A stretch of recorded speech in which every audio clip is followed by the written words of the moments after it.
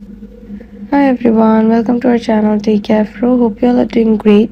So today I'm going to show you how to mute Discord server. So first go to Discord and now you have to pick a server. So I'm going to tap on a random server and now go to the settings. From here you can see the notifications option. So tap on that. After that you will see a mute Levi's lobby option, so tap on that to mute your server.